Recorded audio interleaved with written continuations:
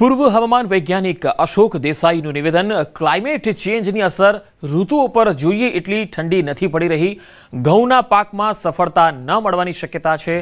ઘઉંમાં carbohydrate ભરાય તે જરૂરી છે. 15 ક્વિન્ટલની જગ્યાએ 5 ક્વિન્ટલ પાક ઉતરે તેવી શક્યતા તેમણે વ્યક્ત કરી. કે ઘઉંનો જે દાણો છે એ ઠંડી પડે તો જ ભરાય, પરંતુ અત્યારે આપણે જે ઠંડી પડવી જોઈએ એ પડતી નથી અને એના કારણે ઘઉંનો દાણો જે 1.5 ગ્રામનો થવો જોઈએ એને બદલે લગભગ અડધા ગ્રામનો થાય છે અને એમાં જે કાર્બોહાઈડ્રેટ ભરાવો જોઈએ એ નથી ભરાતો. એના કારણે તમે સામાન્ય સમજી શકો કે 15 કિલો એટલે 5 કિલો પાક ઉતરશે અને જેને 15 ક્વિન્ટલ ઉતરતો હશે ઘઉં એને 5 ક્વિન્ટલ આવશે. એટલે ઘઉંના પાકમાં પણ થોડી સફળતા નહીં મળવાનો અહેસાસ અત્યારે લાગી રહ્યો છે.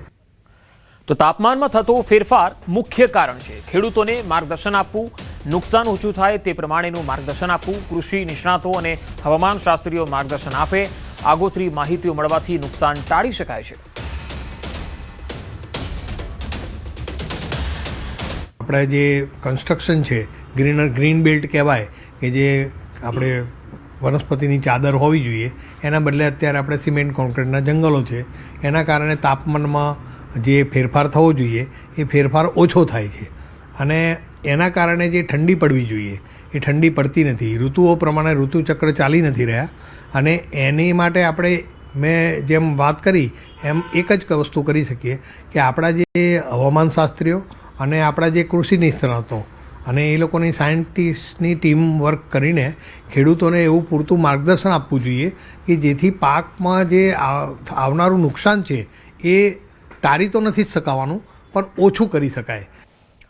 કાતિલ ઠંડીને હજુ વાર લાગશે. સૌથી ઓછું લઘુત્તમ તાપમાન નલિયામાં નોંધાયું છે. નલિયામાં 12.6 ડિગ્રી તાપમાન નોંધાયું. ડીસામાં લઘુત્તમ તાપમાન 13.8 ડિગ્રી નોંધાયું છે, તો વડોદરામાં 14 ડિગ્રી, અમરેલીમાં 15 ડિગ્રી અને ભુજમાં 15.4 ડિગ્રી તાપમાન નોંધાયું, જ્યારે ગાંધીનગરમાં 15.7 ડિગ્રી તાપમાન નોંધાયું છે.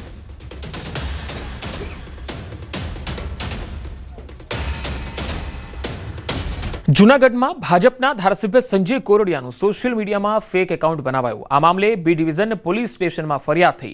પોલીસની પ્રાથમિક તપાસમાં ફેક એકાઉન્ટ પાકિસ્તાનથી એક્ટિવ થયું હોવાનું સામે આવ્યું. 2 શંકાસ્પદ મોબાઈલ નંબર મળી આવતા તપાસનો ધમધમાટ શરૂ થયો. ફેસબુક અને ઇન્સ્ટાગ્રામમાં સંજય કોરડિયા નામનું ફેક એકાઉન્ટ બનાવવામાં આવ્યું અને તેમાં ધારાસભ્યના ફોટાનો પણ ઉપયોગ થયો.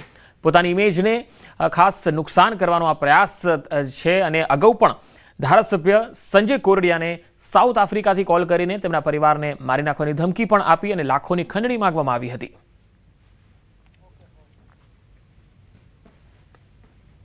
એ પૈકી ફેસબુકનું જે યુઆરએલ છે તેના જે તે સમયે આઈપીડીઆર એટલે કે ઇન્ટરનેટ પ્રોટોકોલ જે છે તેની લોગિન એક્ટિવિટી છે એ પાકિસ્તાનની બતાવતા જેથી જે સર્વિસ પ્રોવાઈડર છે તેના પાસેથી વધારે વિગતો મંગાવતા આ જે ડિવાઇસ વાપરેલું તે ડિવાઇસના IMEI નંબર તેમજ મોબાઈલ નંબરની વિગતો મળેલી. ભરૂચનું અંકલેશ્વરનું આકાશ આજથી 2 દિવસ માટે ગુંજી ઉઠશે, કારણ કે ભારતીય વાયુસેનાની પ્રતિષ્ઠિત સારંગ હેલિકોપ્ટર ડિસ્પ્લે ટીમ એક આકર્ષક અને શ્વાસ થંભાવી દે એવું પ્રદર્શન રજૂ કરવાની છે. પોતાના આઇકોનિક અને સ્વદેશી બનાવટના 5 એડવાન્સ્ડ લાઇટ હેલિકોપ્ટર ધ્રુવ ઉડાવી સારંગ ટીમ પ્રદર્શન કરશે. સારંગ સ્પ્લિટમાં હેલિકોપ્ટર સાથે ઉડાન ભરશે. આ ટીમ વિશ્વની એકમાત્ર હેલિકોપ્ટર ડિસ્પ્લે ટીમ છે. આજે અને આવતીકાલે આ એર શો લગભગ 20 થી 22 મિનિટનો રહેશે. તેમણે કહ્યું છે કે આનો ઉદ્દેશ યુવાનોને સશસ્ત્ર દળોમાં જોડાવા માટે પ્રોત્સાહિત કરવા અને ભારતીય વાયુસેનાની તાકાત બતાવવાનો છે. हमारी टीम पूरी दुनिया भर में इकलौती ऐसी टीम है जो कि हेलीकॉप्टर्स से गठित एक टीम है. हम 5 हेलीकॉप्टर्स की डिस्प्ले फ्लाइंग करते हैं. हम अपने डिस्प्ले के माध्यम से पूरे देश भर के यूथ को आकर्षित करते हैं और आमंत्रित करते हैं कि डिफेंस फोर्सेस को एज अ करियर अपना चुने. एंड इसके अलावा देश भर में और विदेशों में भी हम ये डिस्प्ले करते हैं जिसके माध्यम से हम भारतीय वायुसेना की और भारत की